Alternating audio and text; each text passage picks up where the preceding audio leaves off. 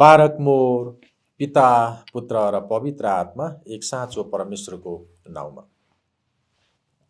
बाइबलले 60 भन्दा धेरै पटक यहोवा राफा शब्द प्रयोग गरेको छ। यहोवाको अर्थ परमेश्वर र राफाको अर्थ पुनर्स्थापना गर्नु, निको पार्नु वा स्वस्थ बनाउनु। प्रस्थान 15 को 26 मा परमेश्वरले मूसा र इस्राएलका मानिसहरूलाई यसो भनेर प्रतिज्ञा गर्नुभयो। तिमीहरूले परम प्रभु आफ्ना परमेश्वरका कुरा ध्यानसित सुन्यौ, उहाँको दृष्टिमा जे ठिक छ सो गर्यौ र उहाँका आज्ञाहरूमा ध्यान लगायौ र उहाँका सबै विधिहरू मान्यौ भने जुन रोगहरू मैले मिस्रीहरूमाथि ल्याएको थिएँ ती मध्ये एउटै पनि तिमीहरूमाथि ल्याउने छैन, किनकि तिमीहरूलाई निको पार्ने म परम प्रभु हुँ।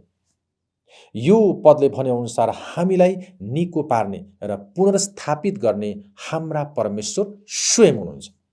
भजन 103 को 2 देखि 3 मा लेखे अनुसार परमेश्वरले तपाईको स्वास्थ्यको हरेक क्षेत्रको वास्ता गर्नुहुन्छ। उहाँ तपाईको शारीरिक, मानसिक तथा भावनात्मक स्वास्थ्य र आत्मिक जीवनको शक्ति हुनुहुन्छ। जब हामीले परमेश्वर अर्थात् यहोवा राफालाई महान चिकित्सक हुनुहुन्छ भनेर बुझ्छौँ, तब उहाँले हामीलाई सबै रोगदेखि चङ्गाई गर्नुहुन्छ भनेर थाहा पाउँछौँ। हाम्रो तोडिएको, टुक्रिएको, भाँचिएको र रोगले थला परेको जीवनलाई परमेश्वरले मात्र सधैँका लागि निको पार्न सक्नुहुन्छ।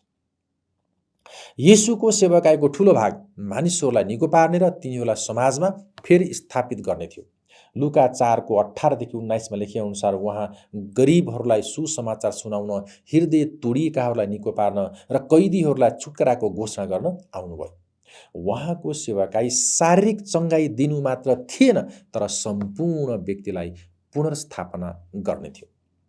शैतान चोर्न, मार्न र नाश पार्न आउँछ भनेर यूहन्ना 10 अध्यायमा येशूले बताउनुभयो। अनि उहाँले भन्नुभयो, म तिमीहरूलाई सबै कुरा प्रशस्त मात्रामा दिन आएको हुँ, तिमीहरूले आशा गरेका भन्दा धेरै, तिमीहरू भरिएर पोखिनेसम्म पूर्णताको जीवन दिन आएको हुँ। येशूले परमेश्वरको राज्य कस्तो छ भनेर देखाउनु भयो। मानिसहरूको जीवनलाई शत्रुको कब्जाबाट मुक्त गराउनु भयो, तिनीहरूलाई स्वस्थ बनाउनु भयो अनि प्रेम गर्नुहुने परमेश्वर र उहाँका उद्देश्यहरूसँग तिनीहरूको जीवनलाई फेरि मिलाप गराउनु भयो। धर्मशास्त्र अनुसार परमेश्वर पुनर्स्थापना गर्ने व्यक्ति हुनुहुन्छ। पतन भएको संसारमा जिउनु परेको हुनाले धेरै मानिसलाई पुनर्स्थापना र चङ्गाई चाहिन्छ। हामीलाई परमेश्वरसँगको हाम्रो सम्बन्धमा चङ्गाई र पुनर्स्थापनाको आवश्यकता हुन्छ। हाम्रो जीवनमा आइपरेका निराशाहरू, दुःखद घटनाहरू, उत्तर नपाएका प्रार्थनाहरू, क्षमा दिन नसकेका र खुसी हुन नसकेका कुराहरूले हामीलाई येशूप्रतिको हाम्रो पहिलो प्रेम गुमाउने बनाएको हुन्छ। यी सब कुराको सामना गर्न र आत्मिक रूपमा बलियो हुन हामीलाई येशू चाहिन्छ। मानिसहरूको जीवनमा परमेश्वरको राज्य ल्याउने काम चर्चको जिम्मेवारी हो। येशूले यही काम गर्नुभयो। आजका लागि धर्मशास्त्रका पाठहरू दोस्रो राजा 5 को 1 देखि 14, भजन 51 को 1 देखि 17, रोमी 3 को 27 देखि 4 को 5 र लुका 4 को 40 देखि 41 अनि 5 को 12 देखि 16 बाट लिएको छ। यी सबै खण्डले पुनर्स्थापना गर्ने र निको पार्ने परमेश्वरको बारेमा बताउँछ। दोस्रो राजा 5 को 1 देखि 14 को सन्देश हो, आज्ञा पालनद्वारा चङ्गाई आउँछ। नामानले यो सन्देश पाए र तिनी रिसाए र त्यहाँबाट गए। आज्ञा पालनको कुरा सुनेर नामानको स्वाभिमानमा चोट लाग्यो। नामान सेनापति थिए, एलिसा त साधारण मानिस थिए। यस कारण नामानको विचारमा एलिसाले पो तिनको आज्ञा पालन गर्ने हो त। जब नामानले एलिसालाई मलाई निको पारिदेऊ भने तब नामान भ्रममा परेका थिए। उनले सोचे एलिसाले तिनको आज्ञा मान्नेछन्, तिनलाई अभिवादन गर्नेछन्, तिनमाथि आफ्नो हात राख्नेछन् र आश्चर्य कर्म गरेर तिनको कुष्ठरोग निको पार्नेछन्। परमेश्वरले मलाई यसरी निको पार्नुपर्छ भनेर नामान आफैले निर्णय गरे। एलिसा जस्तो साधारण मान्छेले भनेको कुरा मानेर नामान जस्तो सेनाको नायकले यर्दन जस्तो फोहोर नदीमा नुहाउने कुरा यस्तो पनि कहीँ हुन्छ र? नामान आफ्नो अहङ्कारले फुले र तिनले आफ्नो आशिष गुमाउन लागे। तर यति बेला तिनका चाकरहरूले तिनलाई अगमवक्ताले भनेको कुरामा आज्ञाकारी हुन आग्रह गरे। चाकरका कुरा सुनेर नामानले आफ्नो विचार बदले। तिनी तल नदीमा गएर नुहाए।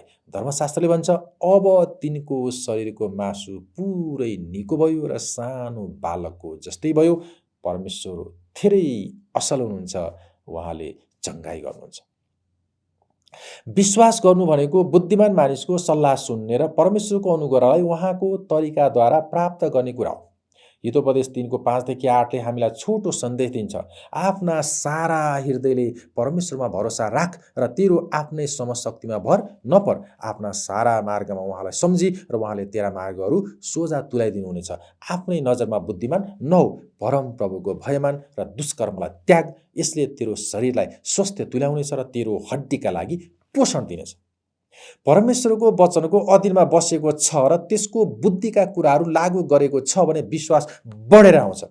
तपाईँ किन आज्ञाकारी हुने भन्ने कुरालाई तपाईँले नबुझ्न पनि सक्नुहुन्छ, तर परिणामहरूले तपाईँले चाहेको उत्तरहरू ल्याउनेछन्। परमेश्वरले कहिले पनि हामीलाई हाम्रो क्षमताभन्दा बाहिरको आज्ञा पालन गर्न लगाउनुहुन्न। उहाँ हरेक कदममा हाम्रो साथमा हिँड्नुहुन्छ र यसले विश्वास उत्पन्न गराउँछ। उहाँ भलो हुनुहुन्छ र उहाँ सधैँ हाम्रो पक्षमा हुनुहुन्छ। नामान कसरी शुद्ध भए र निको भए? तिनलाई यर्दन नदीले निको पारेको होइन।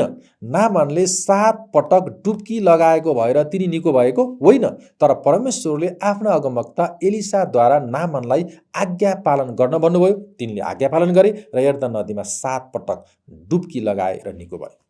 नामानले नदीमा डुब्की नलगाए पनि परमेश्वरले चङ्गाई गर्न सक्नुहुन्थ्यो। नामानले आशा गरे जस्तो प्रकारले काम गर्न सक्नुहुन्थ्यो, तर परमेश्वरले त्यसो गर्नु भएन। नामानका लागि परमेश्वरले भिन्नै योजना गर्नुभयो। आज्ञा पालन गरेर परमेश्वरको आशिषहरू प्राप्त गर्ने कि अनाज्ञाकारी भएर कुष्ठरोगी भएर बस्ने भन्ने निर्णय गर्ने काम नामानको हातमा थियो। नामानको उदाहरणले हामीलाई धेरै शिक्षा दिन्छ। हामीले परमेश्वरका आज्ञाहरूलाई साधारण अनात्मिक ठानेर वा सायद हामीले सोचेको जस्तो नभएको हुनाले कतिचोटि व्यवस्था गर्छौँ। नामानले घमण्ड छाडेर यर्दन नदीमा गए र परमेश्वरको आज्ञा पालन गर्न इच्छुक भए। यसपछि बल्ल उनी शुद्ध भए। त्यसै कारण लुका 4:27 अनुसार नामान परमेश्वरमा ठुलो विश्वासको उदाहरण हो। के हामीसँग पनि यस्तै नम्रतापूर्ण विश्वास होला त? बौरी उठ्नुभएका प्रभुको आज्ञा पालन गर्नका लागि आफ्नै आशा र अनुमानहरू पन्छाउन हामी इच्छुक हुनुपर्छ। नामानले चाहिँ हामीले पनि हाम्रा प्रभु ख्रीष्टको आज्ञा पालन गरौँ र उहाँबाट चङ्गाई र पुनः स्वास्थ्य लाभ ग्रहण गरौँ। भजन 51को 1देखि 17ले हृदयको चूर्णता र पाप स्वीकारले प्राण र शरीरलाई निको पार्छ भनेर शिक्षा दिएको छ। भजन सङ्ग्रहको पुस्तकले धेरै प्रकारले हाम्रो हृदयको अवस्था प्रकट गर्दछ। भजनहरूले हामीलाई परमेश्वरको महानताको बारेमा स्मरण गराउँछन्। हामीलाई शरण चाहिएको बेला हामी परमेश्वरतिर फर्कनुपर्छ भनेर सम्झना गराउँछन्। परमेश्वरले हाम्रो हृदयको गहिराईको पुकार सुन्नुहुन्छ र त्यसमा ध्यान दिनुहुन्छ भनेर स्मरण गराउँछन्। भजनहरूले हामीलाई येशूको बारेमा सम्झना गराउँछन्, किनभने उहाँले 150 वटा भजनहरू सबैलाई पुरा गर्नुभयो। दाउदले बत्सेबासँग पाप गरे, तर अगमवक्ता नातानले दाउदलाई हप्काए। दाउदले भजन 51 अध्याय लेखे र आफ्नो पापप्रति विलाप गरे। दाउदले क्षमा पाउनका लागि परम प्रभुसँग पुकारा गरे। भजन 51को 8सम्म हेर्दा दाउदले आफ्नो पापका लागि यति धेरै दोषी महसुस गरे कि तिनलाई आफ्ना हड्डीहरू तोडिएको जस्तो महसुस भयो। दाउदले परमेश्वरको विरुद्धमा आफ्नो ठुलो पाप स्वीकार गरे र शुद्ध हुनका लागि बिन्ती गरे। भजन 51 एउटा शक्तिशाली प्रार्थना हो जसले पापीको अनुभव, पश्चाताप र पूर्ण छुटकाराका बारेमा बताउँदछ। दाउद जस्तै हामी सबैले कुनै न कुनै बेला परमेश्वरलाई नराम्रो प्रकारले निराश तुल्याएका छौँ। कहिलेकाहीँ हामी आफ्नो पाप तुरुन्तै थाहा पाउँछौँ, जस्तै पत्रुसले येशूलाई इन्कार गरे र तुरुन्तै थाहा पाए। कुनै बेला दाउदलाई जस्तै हाम्रो पापको बारेमा हामीलाई अरू कसैले देखाइदिनुपर्छ।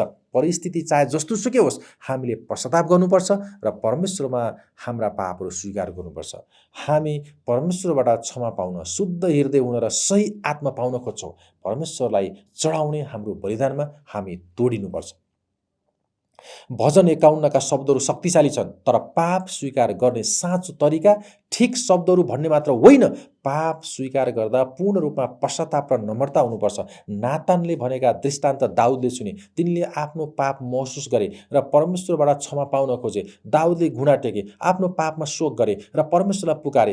राजा भएर त्यसो गर्ने कुरा उनलाई सुहाउने व्यवहार थिएन, तर उनले पाप स्वीकार गर्ने र क्षमा पाउने कुरामा मात्रै ध्यान दिए।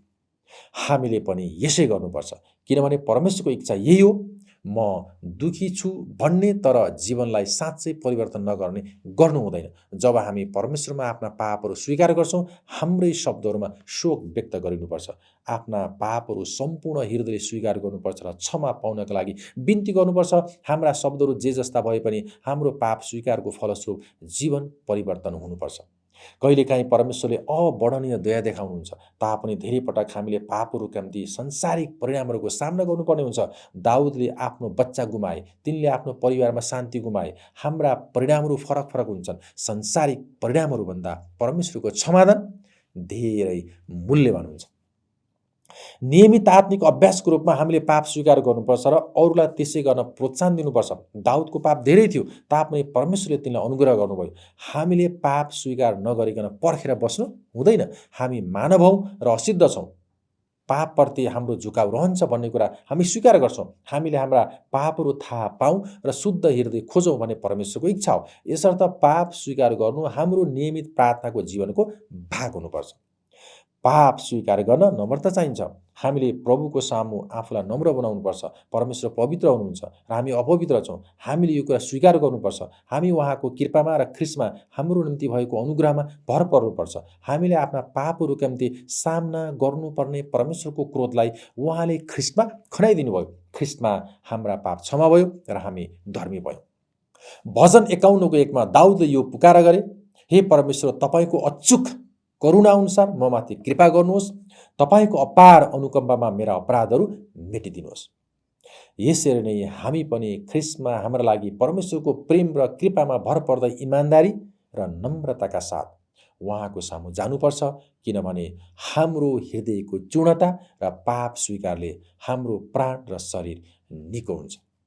रोमी 3:27-31 खण्डमा पावलले 3वटा प्रश्नहरू गरेका छन् र स्पष्ट जवाब दिएका छन्। तिनले विश्वासद्वारा धर्मी ठहराइने सत्यतालाई पुष्टि गरेका छन्। पावलका प्रश्नहरू यस्ता छन्। तब हाम्रो घमण्ड कहाँ गयो? त्यसको त ठाउँ नै छैन। के परमेश्वर केवल यहुदीहरूकै मात्र परमेश्वर हुनुहुन्छ? के उहाँ अन्य जातिहरूका परमेश्वर हुनुहुन्न? उहाँ अन्य जातिहरूका पनि परमेश्वर हुनुहुन्छ। तब के हामी यही विश्वासद्वारा व्यवस्थालाई रद्द गर्ने? कदाचित होइन, बरु हामी त व्यवस्थालाई कायम पो राख्छौँ। यी 3 प्रश्न र तिनका उत्तरहरू लिएर पावलले रोमी 4औं अध्याय लेख्न सुरु गरेर त्यसको पूर्ण व्याख्या गरे।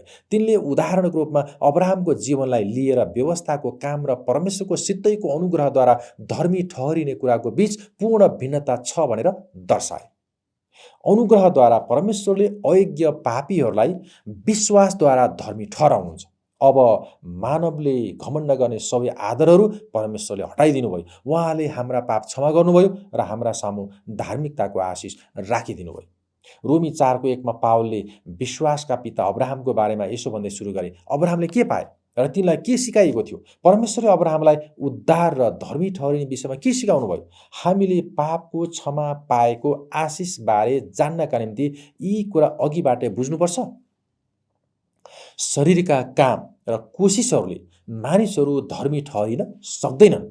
ती कुरा परमेश्वरको सामु फोहोर ठान्नाहरू थिए। तीमध्ये सबैभन्दा राम्रो काम समेत पापद्वारा दूषित भएको हुन्छ। त्यस्ता कामहरू, त्यस्ता असल कर्महरू अरू मानिसहरूका सामु उचित र प्रशंसनीय देखिन सक्छन्। ती कामहरूले अब्राहमलाई अरू मानिसको अगाडि घमण्ड गर्ने बनाउन सक्छन्।